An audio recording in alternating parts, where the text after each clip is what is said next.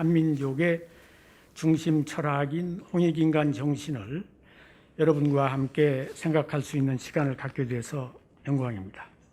홍익인간은 우리 민족을 반만 년 동안 이끌어온 중심 철학이자 민족 혼입니다. 한국을 이끌어온 정신적 지주는 홍익인간 네 글자로 요약됩니다. 인의예지, 이것은 유교 철학입니다. 대자대비, 이것은 불교 철학입니다. 무의자연, 이것은 도교 노자 철학입니다. 홍익인간, 이게 우리 민족의 철학인 것입니다. 그런데 우리는 그동안 인의예지, 대자대비, 무의자연, 이 중국과 인도의 철학을 우리 철학으로 머리에 이고 살았던 겁니다. 그래서 저는 오늘 이 홍익인간이 우리 민족의 정신을 이끌어온 민족 철학이라고 하는 것을 역사를 통해서 살펴보고자 하는 것입니다. 사실은 환국이 우리의 첫 국가입니다. 이 홍익인간 정신은 환국의 환인환흥의 건국이념이지 단군의 건국이념이 아닙니다. 우리의 첫 국가는 고조선이 아니라 환국이고, 고조선의 발상지는 한반도가 아니라 발해만 유역입니다. 발해 조선은 산해경에 발해의 모퉁이에 고조선이 있다, 이 말이 산해경에 나오거든요. 기록을 통해서 증명이 되고 있습니다. 환국의 실체는 내몽골 적봉시에서 발굴된 홍산 문화의 8,000년 전 신석기 시대 동아시아 최초의 성룡과 농경지, 촌락, 이런 유적, 8,000년 전의 유적들이 거기에서 발굴됐습니다. 고조선이 건국됐다고 한 그 발해 유역에서 발굴이 됐어요. 그러니까 산해경이란 책에 발해의 모퉁이에 고조선이 있다고 나와 있고, 고고 유물이 그 고조선이 있다고 한 그 지역에서 8,000년 전 유물이 나왔다 이 말이야. 그러면 고조선과 한국은 신화가 아니라 역사라는 것이 문헌학과 고고학을 통해서 모두 입증이 되는 거 아닙니까? 1980년대 홍산문화유적지에서 제단, 여신전, 적석총 등 세계를 깜짝 놀라게 한 5,500년 이전에 건국을 상징하는 유적들이 쏟아져 나왔는데, 이것이 바로 치우환흥 시대에 환국이 남긴 문화 유적들입니다. 그러니까 이 환국이 그 긴 역사가 있었는데, 홍산 문화 유적은 치우환흥 시대의 유적입니다. 중국의 고고 학자들은 홍산 문화 유적을 건국 전야의 유적으로 평가하고 있습니다. 5,500년 전에 만리장성 밖의 오랑캐 땅에서 건국을 입증할 중국의 문헌 자료가 없다고 보기 때문입니다. 그러나 그것은 저들이 고조선에 앞서서 홍익인간 이념을 바탕으로 건국된 환국의 역사를 알지 못한 데 기인한 것입니다.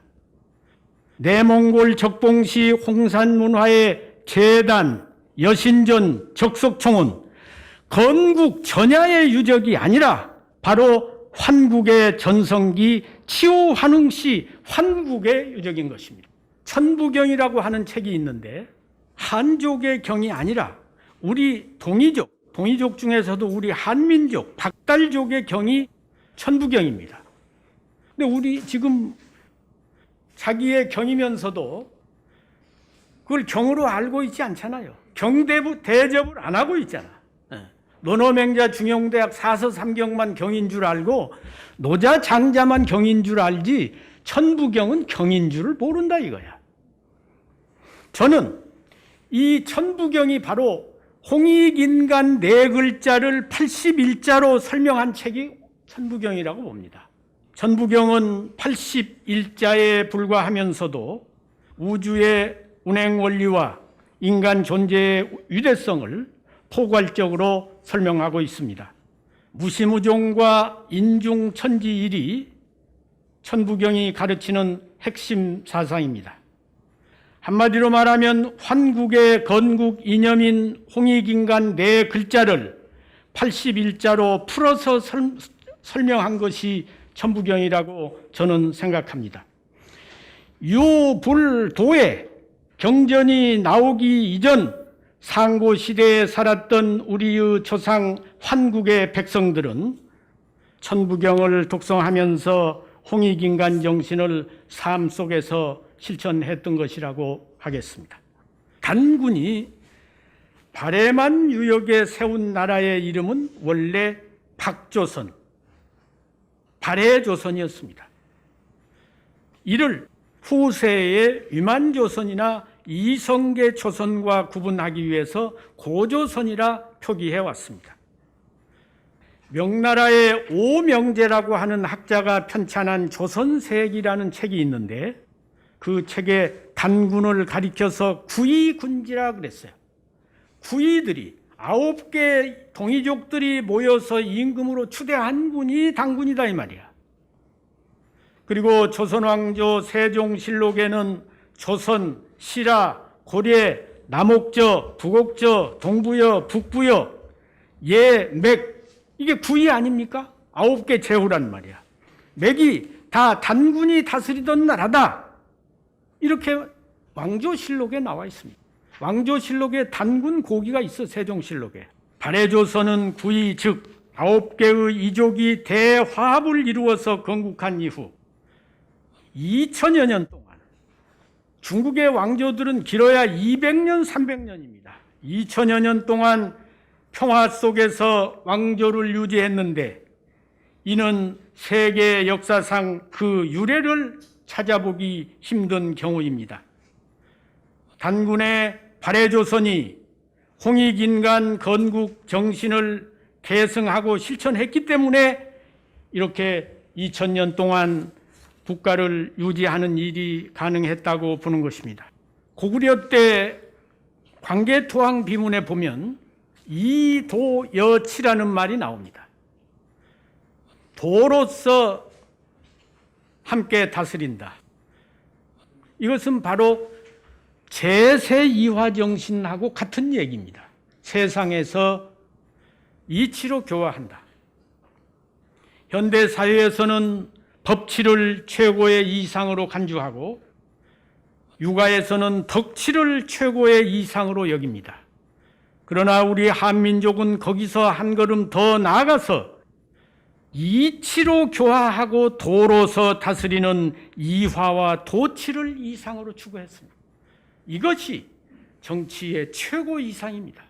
고구려의 법으로 다스리지 않고 도로서 다스리고 권력에 기대어 독재로 다스리지 않고 백성과 더불어 함께 다스린다는 이도여치는 환국과 고조선의 홍익인간 제세이화의 사상이 고구려에 이어졌음을 살펴볼 수 있는 편린의 하나라고 하겠습니다.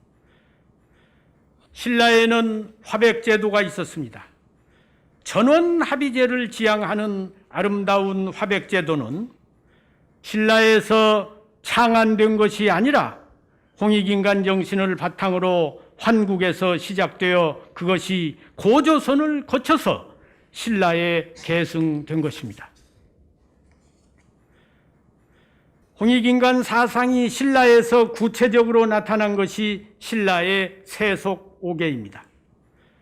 예를 들어서 세속오계 중에 하나인 살생유택은 홍익인간 정신을 잘 반영하고 있습니다.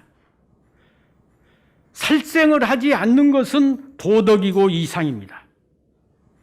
그러나 불가피한 경우에 살생을 하되 무자비하게 하지 말고 선택적으로 하라는 살생유택의 정신은 바로 이상과 현실의 조화와 균형을 강조하는 홍익인간 정신인 것입니다. 살생유택은 그건 불교 정신이 아니에요. 홍익인간 정신입니다. 태조 이성계가 국호를 정하는 과정에서 명나라의 사신을 보내 단군이 세운 나라 이름인 조선과 자신의 탄생지인 영흥의 별칭인 환영중, 어느 하나를 선택해 줄 것을 주원장에게 요구하자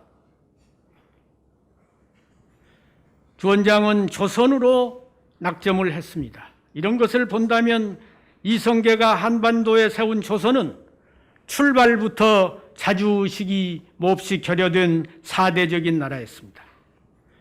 국호를 스스로 결정하지 못하고 명나라의 태기를 요구하는 이성계의 사대주의자로서의 허점을 간파한 주원장은 그 약점을 이용해서 이 핑계 저 핑계를 대며 이성계의 조선의 국왕으로서의 최종 승인을 허락하지 않았습니다. 그래서 이성계 생전에는 끝내 중국에 대해서 왕호를 쓰질 못했어요. 권지국사, 고려 권지국사라고 하는 그 고려의 국사를 임시로 담당한다고 하는 그런 명칭만 허용을 했고, 그래 태종 이박원이 때 이르러서 비로소 조선의 국왕으로서 인정을 해줬습니다.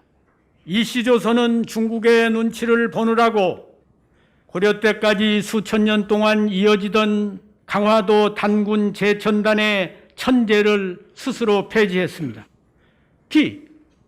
이때 고조선 비사, 삼성기, 조대기 등 발해조선의 역사가 담긴 민족의 상고시대 사설을 수거하여 없애버린 것은 우리 민족의 천년의 한으로 남아 있습니다. 고려 말에 중국에서 전래된 외래사상인 주자학은 사실 조선 왕조 때 뭐 주자학이니 성리학이니 하지만 그것은 사실은 외래사상입니다. 이시조선의 개국과 함께 정치의 지도 이념이자 사회의 학풍을 형성하여 정신적인 지주로서 자리 잡게 되었습니다. 그러나 실천보다 논리에 치우친 사변적인 학문인 성리학은 주립파와 주기파로 나뉘어 대립했고, 학파의 첨예한 대립의 폐해는 결국 동서당쟁이라는 결과를 낳게 되었습니다. 17세기 초반으로부터 일부 지식인들 사이에서 일기 시작한 실제를 중시하는 기풍과 주자학의 맹신에 대한 반성적 기운은 때마침 전래되기 시작한 서구 문명의 영향을 받아서 그러한 경향이 더욱 확대 심화되었습니다. 이러한 기풍은 18세기에 이르면서 하나의 새로운 학풍으로 자리 잡게 되었는데, 이것이 소위 말하는 실학입니다. 공리, 공론에 치우친 외래의 주자 성리학에 대해서 염증을 느끼며 자기 반성으로 일어난 것이 실학이라고 할 수 있는데, 실학 정신은 실사구시라는 네 글자로 요약됩니다. 실사구시, 실사는 실리를 말하는 겁니다. 구시는 공정과 정의를 가리키는 겁니다. 홍익인간에서의 익은 진리를 말하는 거고, 홍은 더불어 함께 누리라는 공정과 정의를 말하는 겁니다. 그러니까 실사구시는 바로 홍익인간에서 말하는 홍익의 다른 표현이 실사구시예요. 이시 조선 500년을 통틀어서 홍익인간 정신을 가장 투철하게 이해했던 인물은 율곡선생입니다. 율곡선생은 시비와 이해가 합의점을 찾고 중용의 상태를 이루게 할 것을 강조했습니다. 시비, 이해. 시비는 도덕이고 이해는 경제입니다. 시비와 도덕과 이해, 경제가 어떻게 하면 합의를 이루고 중용점을 찾느냐. 이해를 따지는 것을 배척하고 고담줄론하면서 시시비비만을 논하는 것이 유학이고 성리학인데, 율곡선생이 시비와 이해가 균형과 조화를 이룰 것을 강조한 것은 홍익인간 사상의 핵심과 홍익인간 정신의 정수를 짚어낸 탁견이라고 아니할 수 없습니다. 율곡에 의해서 제창된 시비와 이해가 합의점을 찾고 중용 상태를 유지하는 정신은 바로 홍익인간 철학이 강조하는 핵심 사상이고, 이러한 정신은 실학자들에 의해서 계승되어 실사구시라는 개념으로 정리되었습니다. 그러므로 율곡을 한국 실학의 아버지라고 말하는 이유가 여기에 있는 것입니다. 그런데 우리는 그동안 율곡 선생의 이 말씀이 바로 홍익인간 정신의 정수를 이야기한 것이다, 그런 내용을 이해를 못했죠. 왜냐하면 홍익인간을 잃어버렸으니까. 그런데 그 홍익인간을 찾아서 율곡 사상하고 맞춰보면 맥이 닿는 거라. 다만 우리는 그동안 외래 사상인 주자학의 눈이 가려서 반만년 한민족의 중심 철학으로서 한국인의 정신세계를 지배해온 홍익인간 정신을 잃어버렸고, 심지어는 홍익인간이 무엇인지 그 의미조차 제대로 파악하지 못하는 상태가 되었습니다. 그래서 율곡이 강조한 시비와 이해가 합의점을 찾고 중용 상태를 유지하도록 한다라는 이 사상이 홍익인간 정신의 진수를 설파한 것이라는 사실과 실학의 술사구시가 곧 홍익인간에서의 홍익의 재해석이라는 사실조차 간과하고 있었던 것입니다. 그렇기 때문에 앞으로 실학에 대한 연구도 다시 시작이 돼야 되는 것입니다. 또 한국 철학도 지금 한국 철학이라고 하는 게 결국엔 불교, 유교, 도교니까 한국 철학을 이야기하면 불교를 이야기하면 원효 우상부터 이야기하는 거야. 유교를 이야기하면 설총부터 이야기한단 말이지. 그러니까 뿌리가 없는 거야, 이게. 대한민국과 홍익인간 정신, 대한민국의 교육기본법은 제2조에 교육은 홍익인간의 이념 아래 모든 국민으로 하여금 인격을 둬야하고 인류 공영의 이상을 실현하는 데 이바지함을 목적으로 한다고 기술되어 있습니다. 홍익인간은 우리의 첫 국가 환국의 건국 이념이고, 대한민국은 신생 독립국가와 달리 반만년 동안 면면히 이어져 온 홍익인간 정신을 계승하여 건국된 나라이므로 헌법 전문에 대한민국은 홍익인간 건국 정신을 계승하여 건국된 나라이다라고 명기하는 것이 마땅합니다. 현재 헌법 전문에는 3.1운동과 4.19 정신만을 언급하고 헌법 전문에 3.1운동, 4.19만 나와 있어요. 홍익인간 정신을 계승한다는 내용이 포함되어 있지 않습니다. 이것은 민족의 혼이 빠진 거예요. 다만 교육기본법에서나마 홍익인간 정신이 살아있는 것은 그나마 다행이라고 하겠습니다. 그래서 이번 계기를 통해서 우리가 이 헌법 전문에 홍익인간이 들어갈 수 있도록 노력을 해야 되겠습니다. 그래야 앞으로 이게 한국이 홍익 국가가 되고 이것을 세계로 확산시켜서 우리가 이 한국이 먼저 홍익 모범 국가가 돼야 이걸 세계적으로 확산시켜 나갈 수 있을 거 아니겠습니까? 김대중 대통령이 말년에 이제 대통령도 퇴임하고 전남대학교에 가서 강연할 때에는 이 말을 했습니다. 서생의 문제의식과 선비를 말하는 거지, 상인의 현실 감각을, 그러니까 장사꾼의 현실 감각과 서생의 선비의 문제의식을 아울러 갖춰야 된다, 이것을 말했습니다. 상인의 현실 감각은 경제를, 서생의 문제의식은 도덕을 가리킵니다. 도덕을 추구하는 선비정신과 이익을 추구하는 상인정신을 함께 간직한 사람이 되라고 미래를 짊어지고 나갈 젊은 청년들에게 강조했던 것입니다. 김대중 전 대통령이 강조한 선비의 문제의식과 상인의 현실 감각을 겸비하는 것, 그것이 바로 홍익인간 정신입니다.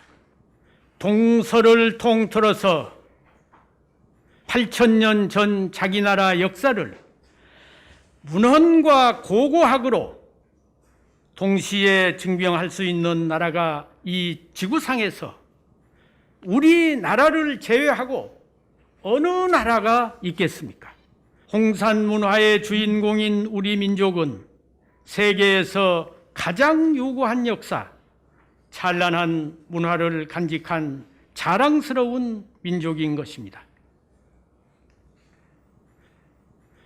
지금 우리에게는 4대를 강요하는 명나라가 옆에서 간섭하는 것도 아니고 식민 침략의 마술을 뻗쳐 일제가 버티고 있는 것도 아닙니다. 지금이야말로 4대 식민사관에 의해서 사라진 민족혼을 다시 찾아서 일깨워야 할 때가 아니겠습니까? 1만 년 역사의 무너진 탑을 고쳐 세우고 새 역사를 써나가는 이 일을 우리 한국인이 아니면 그 누가 대신하겠습니까? 바이칼에서 발해까지, 발해에서 한라산까지 광활한 대륙을 누비던 것은 우리 민족이 떨치던 웅원한 기상이었습니다. 그러나 이성계의 유화도 회군을 계기로 드넓은 초원과 만주 벌판을 모두 거란 여진 한족에게 내어준 채 압록강 이남으로 우리의 활동 무대가 좁아지면서 우리의 꿈도 이상도 작고 초라해졌습니다. 한국인들이여, 우리 이제 다시 일어나 꿈을 꾸어야 합니다. 한강의 기적에 만족하지 말고 일어나서 대륙을 호령하라는 조상의 외침, 민족의 함성에 귀 기울여야 합니다. 울타리 안에서 우리끼리 남북으로 분단되고 좌우로 갈라져서 싸우는 못난 짓은 이제 그만두어야 합니다. 울타리 밖으로 눈을 돌려서 대흥안령, 만주벌판, 발해, 갈석산, 바이칼의 꿈을 향하여 도전하고 전진합시다. 발해를 깔고 앉아 대륙을 지배했던 고조선의 영광을, 바이칼을 근거지로 초원을 호령하던 환국의 영광을 향하여 마음을 모으고 힘차게 다시 도약합시다.